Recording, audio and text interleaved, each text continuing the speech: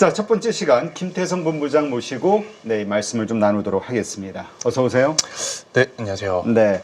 일단 오늘 시장 한번 총평 한번 간단하게 좀 해주시죠. 일단 미국 증시의 추가적인 하락에 아마 많이들 또 놀랐을 것 같습니다. 그런데 우리나라 증시는 그나마 이 정도의 흐름으로 옵션 만기라고 하는 이벤트적인, 수급 이벤트적인 날을 저는 잘 소화했다. 이렇게 좀 말씀드릴 수 있을 것 같고요. 대신에 아쉽죠.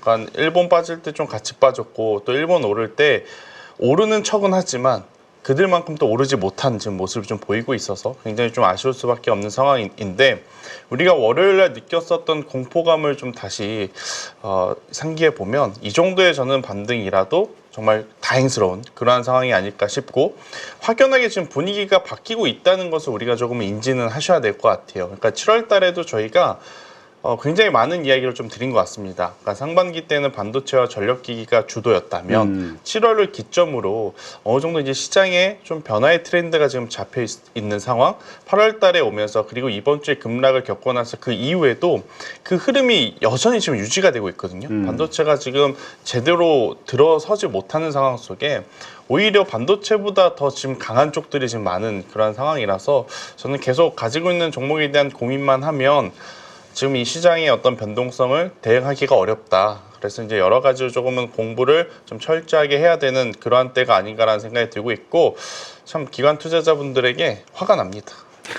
이럴 때 도와줘야지 언제 도와줍니까? 글쎄요. 예전에는 이렇게 좀 증시가 어려울 때는 연기금, 기금, 뭐 투자, 뭐 이런저런 이야기들이 좀 있었는데 뉴스에서 뭐 그쵸. 증시 안정기금이니 뭐니. 네. 요즘은 그래요. 참. 네. 자, 일단 우리 김대성 본부장과는 우리가 어떤 산업을 공부한다는 측면에서 네. 오늘 빌 게이츠와 관련된 이야기를 좀 한번 해보죠. 네. ESS에 투자를 했고 그 공장을 또 증설한다. 뭐 이런 네. 뉴스가 나왔나 봐요. 네. 이게 어떤 내용인지 좀 한번 정리 좀 해주시죠. 사실 이제 빌 게이츠가 ESS 에너지 저장 장치에 대한 관심도를 가지고 있었던 것은 뭐 최근 들어서가 아닙니다. 그래서 이제 뉴스 플로우를 좀 정리를 해봤는데 자료부터 놓고 보시면 2021년도. 몇 년 전부터네요. 네, 그러니까 더 이제 뉴스를 과거로 돌려보면 2019년도부터 빌 게이츠는 이 ESS 에너지 저장 장치에 대한 관심도가 굉장히 높았었던 이제 CEO다라고 좀 보시면 될 것 같고요. 일단 뭐 과거부터 계속 이제 이쪽에 대한 관심을 가지고 있었다라는 것은 그만큼 성장에 대한 기대감이 높은 지금 산업이다라고 좀 보시면 될 것 같아요. 그 사이에 우리나라지만 전 세계적으로 이 테슬라를 필두로 하는 또 2차 전지, 전기차에 대한 이제 흥행 붐이 한번 또 일었지 않습니까? 그러다 보니까 ESS 에너지 저장 장치가 사실은 전기차라든지 2차 전지에 조금은 가려져서 다소 이제 뒤로 밀린 감은 없지 않아 있어요. 하지만 이제 최근에 어떤 시장 변화에 따라서 다시 한번 이 에너지 저장 장치에 대한 관심도가 굉장히 높아지고 있는 그러한 상황이고, 빌 게이츠가 4, 5년 전부터 계속 ESS 에너지 저장 장치가 이제 필요하다라고 했었던 것은 참 이분도 대단한 게 미래를 내다볼 줄 아는 것 같아요. 데이터 센터의 규모가 앞으로는 점점 더 커질 것이고 점점 더 빨라짐을 원할 것이다. 그렇기 때문에 여기에 원활하게 에너지를 공급할 수 있는 에너지원이 필요하다. 제가 이제 이번에 뉴스를 정리하다가 놀란 게 SMR이라는 단어를 작년부터 이제 처음 알았거든요. 네. 저도 소형 원자력이라고 하는 것을. 근데 빌 게이츠는 이미 4, 5년 전부터 대체 에너지원으로 에너지 저장 장치와 원자력이 필수로 필요한 시대가 올 거다라고 이야기를 했더라고요. 그러니까 이제 그걸 보면서 참 이 사람도 대단하다라고 한 번 더 느꼈던 것 같은데, 일단 이 빌 게이츠뿐만 아니라 최근에 굉장히 많은 빅테크들로부터 에너지 저장 장치가 필요하다는 것을 우리가 지금 전해 듣고 있고, 그로 인해서 이제 관련주들에 대한 관심도가 높아지는 것은 당연하다라고 좀 볼 수는 있을 것 같은데, 그러면 이제 우리나라로 이 산업을 가지고 와서 어느 기업이 가장 잘하느냐, 이게 이제 중요하잖아요. 그럼 봤더니 결국에는 이제 LG 에너지 솔루션, 그리고 이제 삼성 SDI, SK온인데, 일단 LG 에너지 솔루션은 실적부터 좋진 않죠. 그러니까 실적이 좋지 않은데 최근에 나왔었던 건 LG에너지 솔루션, 뭐 2차 전지 전기차의 캐즘을 ESS 에너지 저장 장치에 대한 매출로 커버할 수 있다라는 이야기가 나왔어요. 그래서 내가 생각한 것보다 매출 비중이 더 많아졌나? 이렇게 좀 생각을 했었는데, 제가 다트 가서 보니까 LG에너솔루션은 매출 비중이 6% 같이 안 됩니다.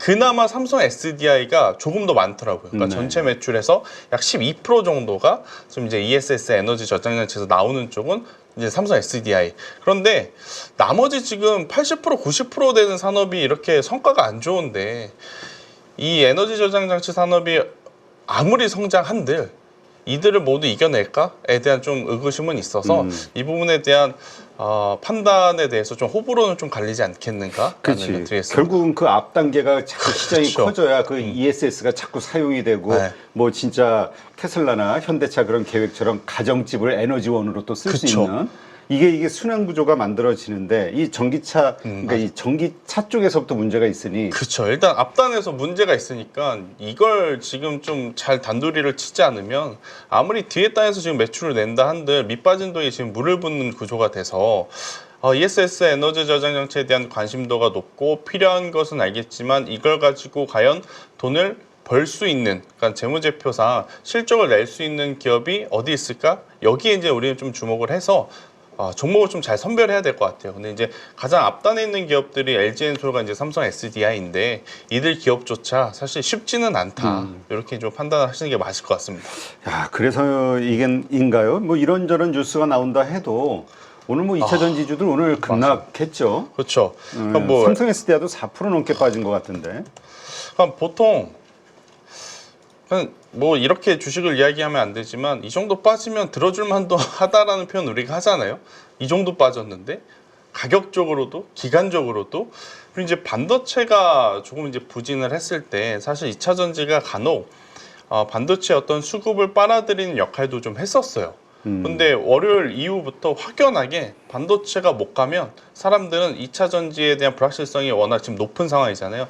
아무래도 이제 최근에 또 인천에서 전기차 화재 이야기도 많고 또 이제 충북에서도 또 EV에 대한 화재 이야기도 좀 있었고 그러다 보니까 외면을 좀 받는 것 같더라고요. 이제 많은 투자자분들이 반도체 아니면 2차 전지를 좀 선택을 했었던 7월 초중의 어떤 흐름에서 반도체가 안 되면 2차 전지보다 제약바이오 쪽을 먼저 체크를 해야 되겠다라는 투심이 더 많은 것 같아요. 그러니까 오늘도 반도체가 좀 머뭇머뭇거렸거든요. 물론 이제 삼성전자, SK하이닉스는 뭐 그래도 이제 어느 정도의 이제 흐름이 나오긴 했지만 반도체 소부장주들이 전체적으로 지금 머뭇머뭇거리는 상황에 그래 이렇게 되면 오히려 2차 전지가 더 올라가지 않겠는가 생각을 했었는데 제약바이오 쪽으로 수급이 다 쏠리더라고요.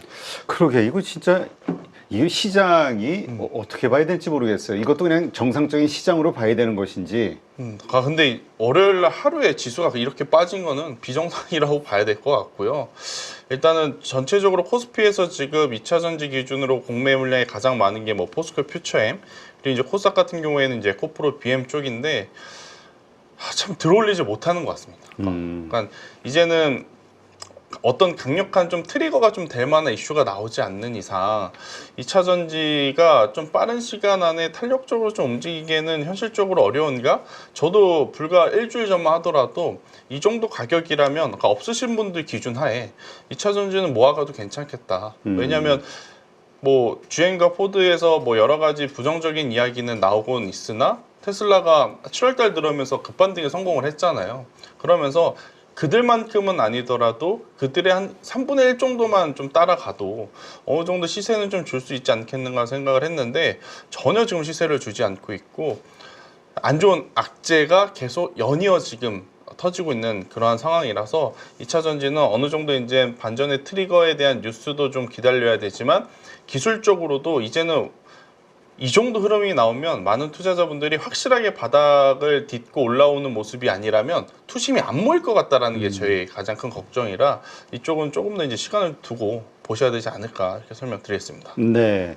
하여튼 지금 말씀하셨듯이 LG엔솔 그 뭐죠? 얼마 전에 또 조 단위의 어떤 그 ESS 그렇죠. 매출 계약 이야기도 좀 나왔었고 했는데 어떻습니까? 근데 어쨌든 지금 참 그 세계 뭐 전체 중국을 포함해서는 3위 업체고 배터리 셀 관련해서 뭐 빼면은 1, 2위를 그쵸. CATL하고 지금 강력하게 경쟁을 하고 있는데 과연 이게 우리가 괜찮을까에 대한 의문이 자꾸 전에는 이 LG엔솔 이것을 바탕으로 모든 전체 2차 전지 쪽의 시장을 보고 이거 하나의 안테나로 좀 봤던 분들도 많았는데 네.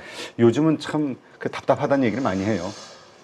뭐 이런 말씀을 드리면 뭐 욕을 먹을 수는 있겠지만, 그러니까 저의 개인적인 생각은 사실 많은 분들이 좀 아니라고 할 때 오히려 역설적으로 지금이 기회인가 생각도 저는 계속은 들거든요. 왜냐하면 속도의 차이일 뿐이지 2차 전지라든지 전기차의 뭐 폭발적인 성장까지 이제는 기대는 안 합니다. 하지만 이제 점진적인 성장은 자연스럽게 좀 나올 수 있는 상황이라서 지금의 이제 LG에너지 솔루션이라든지 뭐 삼성 SDI 이쪽에 대해서는 가격적으로는 메리트가 있다라는 좀 생각이 들어요. 하지만 이제 시장에서는 그걸 원체 지금 배제를 하고 이제 보고 있는 상황이라서 아직은 이제 불확실성들이 좀 많이 제거가 돼야 될 것 같고, 일단 뭐 여러 가지 중에 이제 우리나라도 LFP 배터리에 대한 이야기를 지금 하잖아요. 원래는 이제 중국의 LFP고 우리는 이제 삼원계 NCM 쪽에 대한 이야기를 많이 했는데, 결국엔 이 ESS용에는 리튬 인산 처리라고 하는 이제 LFP 배터리가 들어가니 그러면 이쪽에 이제 LG에너솔루션이 만약에 볼륨 파이가 커지면 우리가 생각한 것보다 실적의 개선세가 속도가 좀 붙지 않겠나, 이렇게 또 기대도 좀 많았었거든요. 왜냐면 앞서 대표님께서 이야기하셨다시피 굉장히 큰 금액에 대한 수주 이야기도 있었고, 근데 이제 뉴스를 좀 자세히 체크를 해보면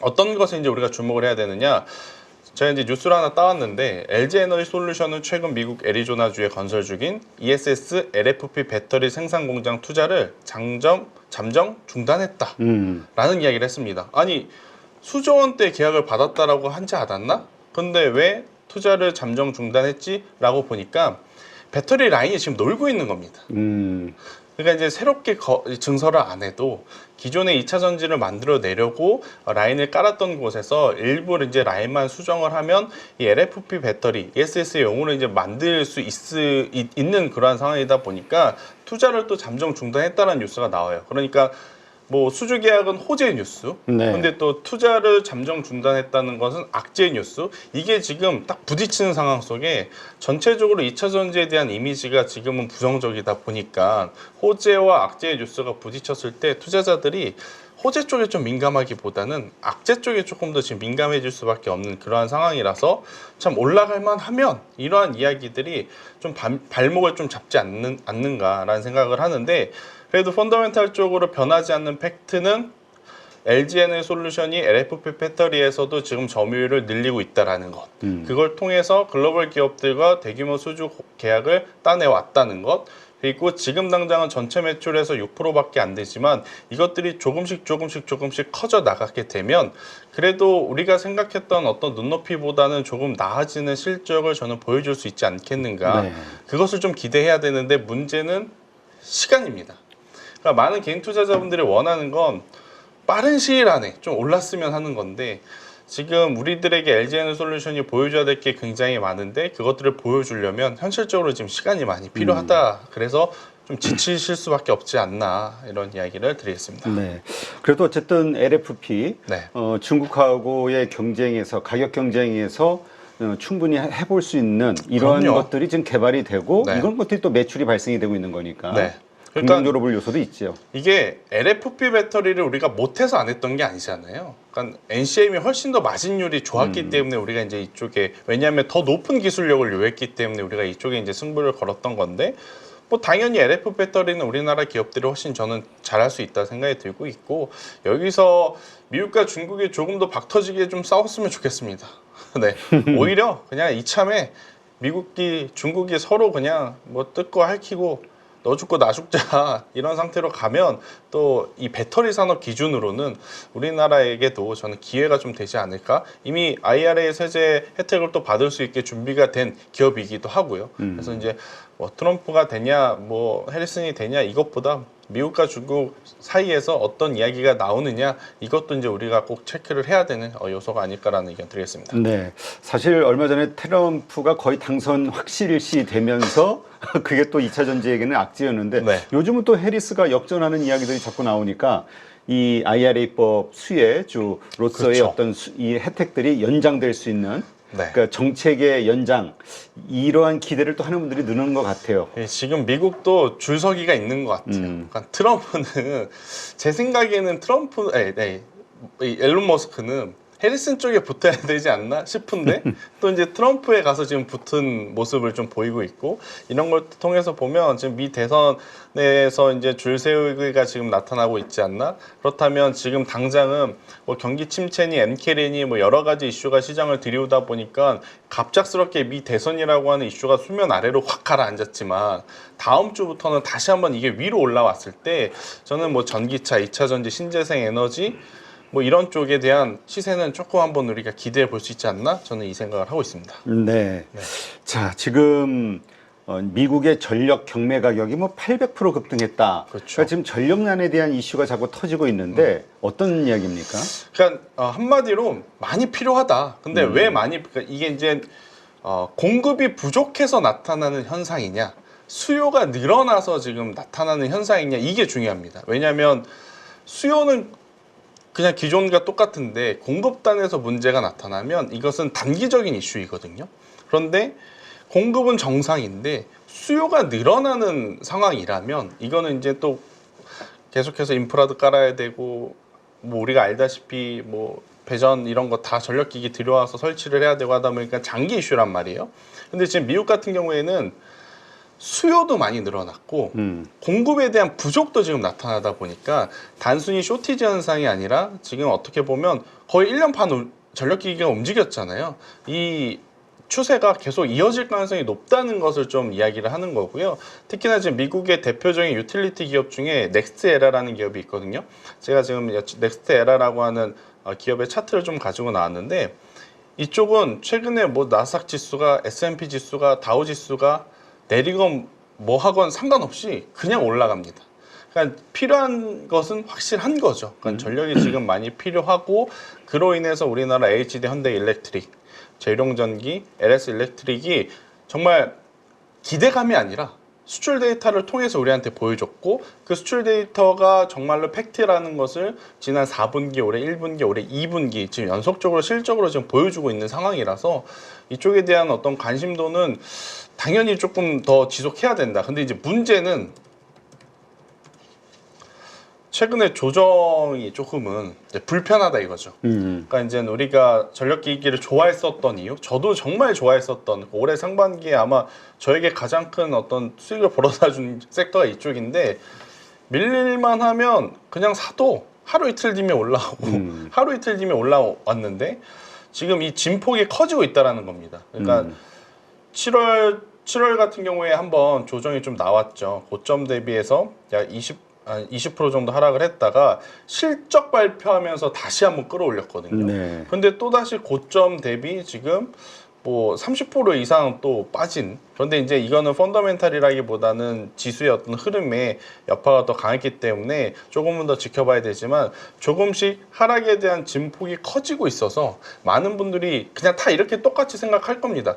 그래, 전력 필요한 거 알겠어. 그래서 얘네들 돈 많이 버는 것도 알겠어. 그런데 이게 선반영이 되어 있는 거냐?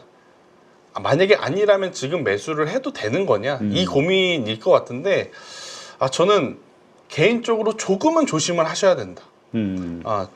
HD현대일렉트릭에 대해서 부정적으로 보는 것도, 뭐 재룡전기에 대해서 부정적으로 보는 건 아니지만, 이미 우리가 알고 있는 내용 모든 것들이 뉴스를 통해서 우리가 다 접했던 상황, 그리고 주가를 통해서 많이 반영을 지금 받은 상황이라서 우리가 몰랐던 어떤 새로운 좀 뉴스가 나와야지만 더 강하게 상승할 수 있다. 그러니까 이날도 7월 23일 날도 이렇게 강하게 상승을 했었던 건 HD 현대일렉트릭을 바라보는 실적의 눈높이가 정말 높았거든요. 네. 근데 그거를 엄청나게 뛰어넘는 실적이 나오니까 주가가 반응을 한 거예요.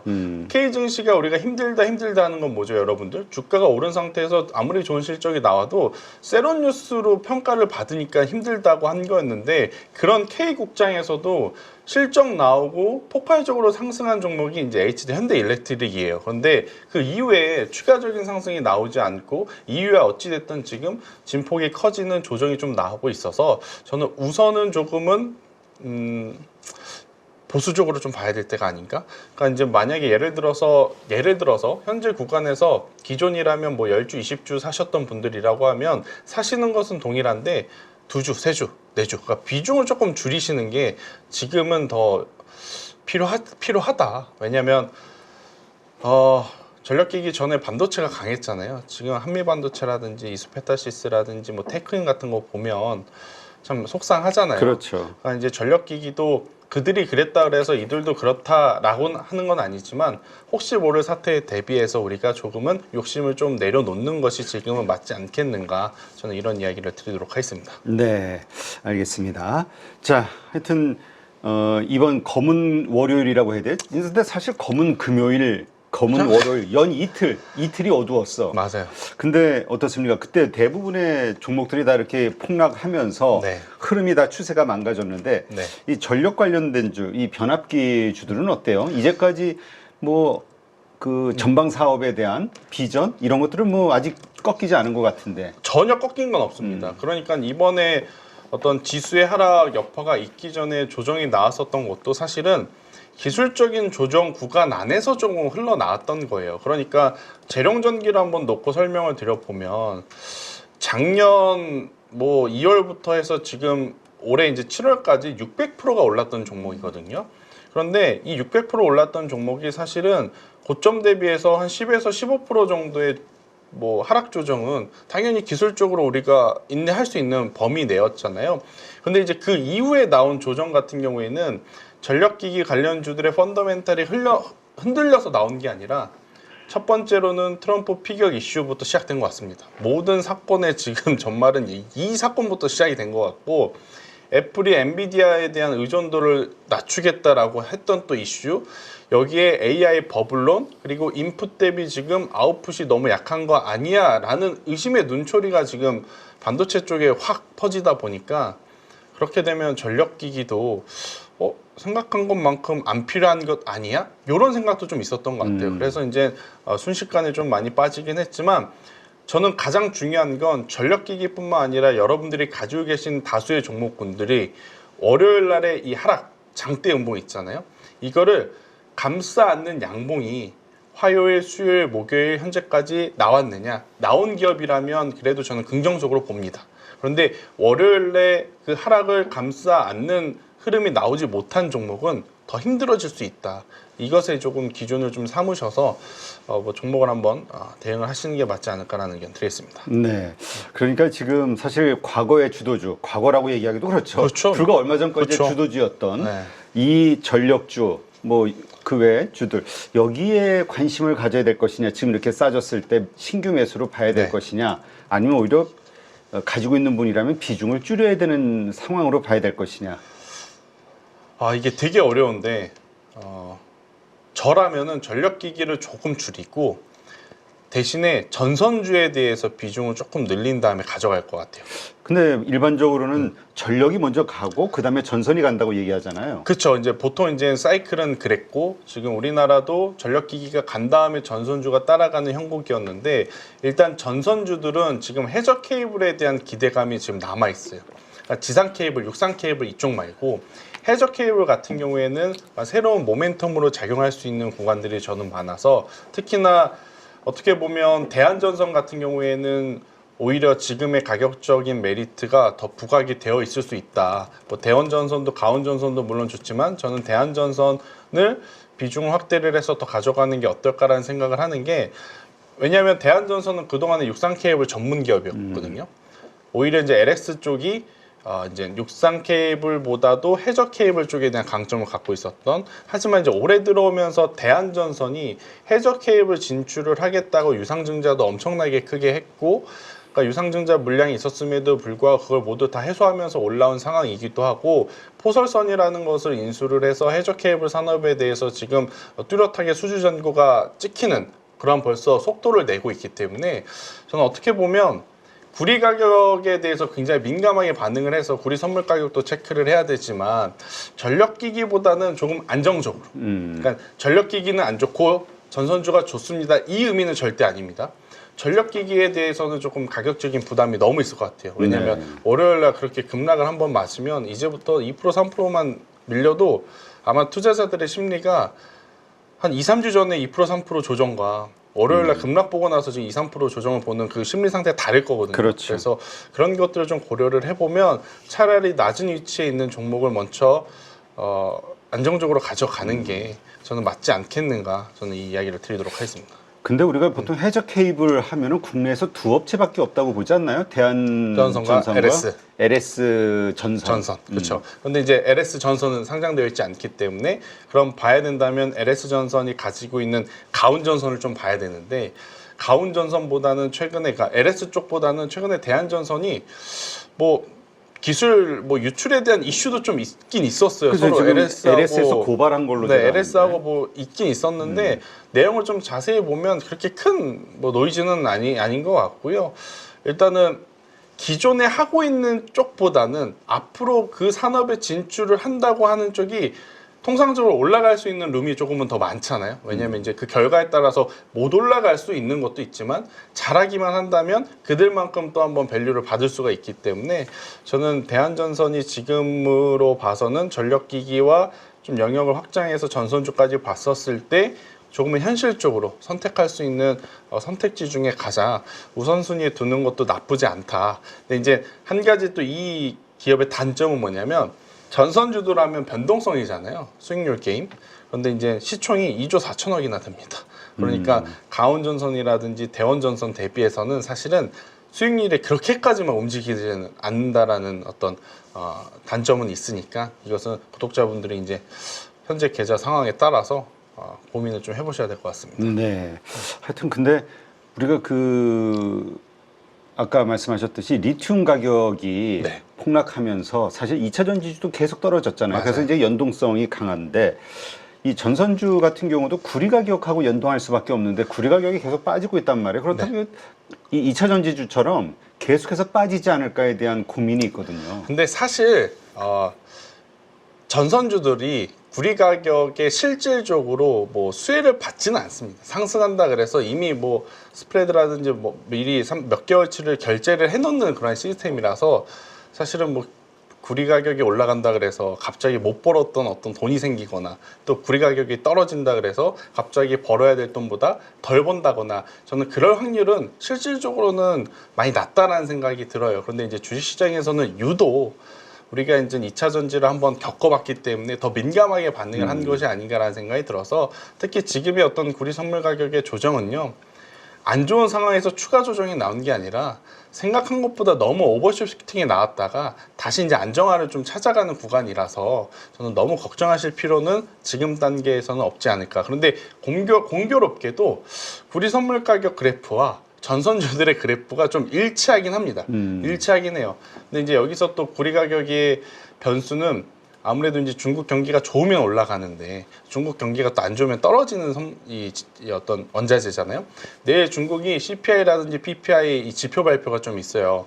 이제 여러분들도 아시다시피 중국은 어느 나라보다 경기 부양책을 빠르게 좀 해주는 편에 속하는 나라라서 오히려 지표가 안 좋게 되면 또 상무부에서 중국에서는 또 경기 부양 이야기가 나오게 되면 그때 또 구리 선물 가격이 올라가면서 전선주들의 단기 반등도 한번 노려볼 수 있지 않겠는가라는 전략도 말씀드려보도록 하겠습니다. 네. 자, 그렇다면 그 전선주 가운데서 탑픽으로 보시는 거는 대한전선이다. 만약에 안정성을 좀 원하신다면 저는 대한전선이 맞는 것 같고요. 나름대로 이제 수익률적인 좀 측면까지 고려를 하신다면 가온전선을 보시는 게 맞지 않겠는가라는 의견 드리겠습니다.